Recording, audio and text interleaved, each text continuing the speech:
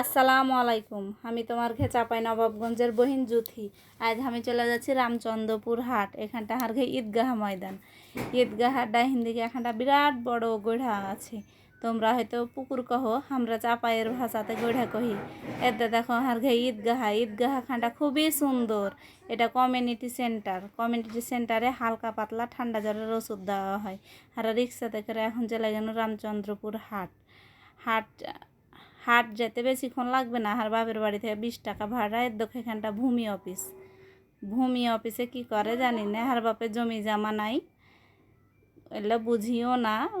লেখা আছে ভূমি অফিস, তাই তোমরাকে পড়ে কে দিন। এর দেখো যে এখানটা ভূমি অফিস। এর দেখো আর রামচন্দ্রপুর হাটে চলে এসেছি। রামচন্দ্রপুর হাট, এটা নামকরণ কেন করা হয়েছে জানি না। রামচন্দ্রপুর হাট এটা ড্রিম পেজের এই মিলন ভাই কহিতে পারবে। যদি তোমরা জানতে চাও তো এই কাহা বাহা ভাইকে কমেন্ট করিও কি রামচন্দ্রপুর হাটটা কেনে নামকরণ করা হয়েছে। ওই ভাই এগুলো ভিডিও করে। আমি আসছি রামচন্দ্রপুর হাট বাজার করতে, তাই কহিনু রামচন্দ্রপুর হাটে এসছি। এ দেখো আসছি আর বাপের লেগে শার্ট কিনবো ওই লেগে। তো শার্টের দোকানে গেনু, শার্ট পাইনু না। দে বাপ বেটি হাঁটতে লাগনো, আবার দেখি অন্য কোনো দোকানে।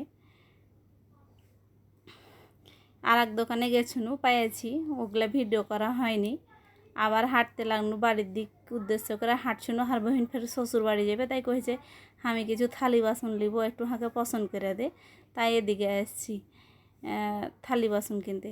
চা পায়ের বাপের ঘে খালি বেটি হওয়ালাই যে খুবই যন্ত্রণা। মেলায় জিনিস লাগে বেটির আগে। যার বেটি হয়েছে সেই জানে। চলে যাচ্ছি চেয়ারম্যানের মার্কেটে। চেয়ারম্যান ফের মান যায় হাত দেওয়া রহে আছে। এর দেখো চলে এসেছি থালি বাসনের দোকানে। কত থালি বাসন যে দেখে তো মনে হচ্ছে সবই কিনে নেবো। বেটি ছেলে জিতো, বেটি ছেলে মনে করে যা পাইবে তাই কিনে নেবে। সবই দেখে ভাল লাগছে। এই থালি গালা হার বহিনকে দেখাচ্ছি, তো কইছে এগুলা ভেটে গেছে, এগুলা আমি লিব না। খাও তুই অন্য গালা দেখ। আম্মু এখন করে বাহির করছি আর দেখাচ্ছি।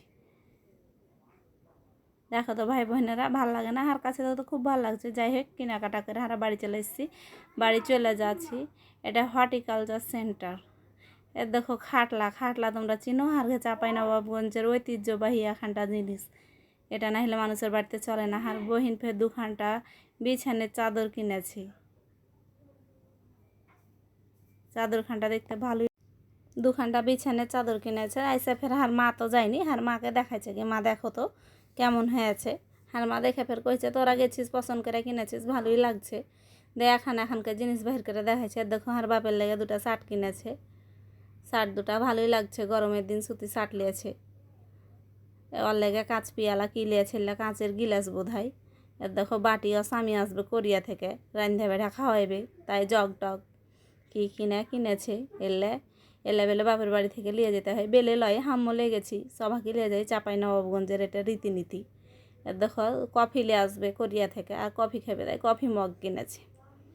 হারা গেলে হারাকেও খাইতে দিবে। আর তোমরা যে যাও হাসতে তো যাইও। এর দেখো পানি দিবে তাও খাইতে। বড় বড় মগ কিনেছে। মগগালা দেখতে ভালোই লাগছে। মিষ্টিও দিবে যে চামচ কিনেছি।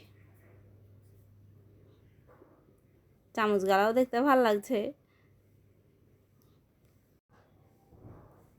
যাই হোক মেলায় কিছু কেনাকাটা করে লেছে। দেখার মাকে বাহির করে দেখাইছে।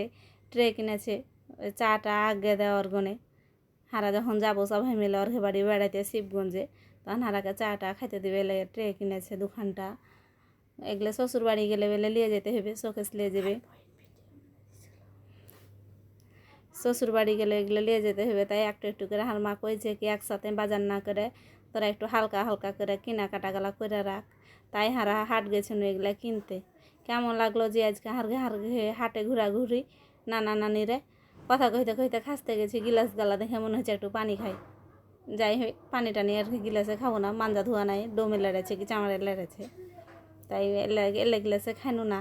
তো ভিডিওটা কেমন লাগলো নানা নানিরা কইও। টাটা বাই বাই, আসসালামু আলাইকুম, আল্লাহ হাফেজ।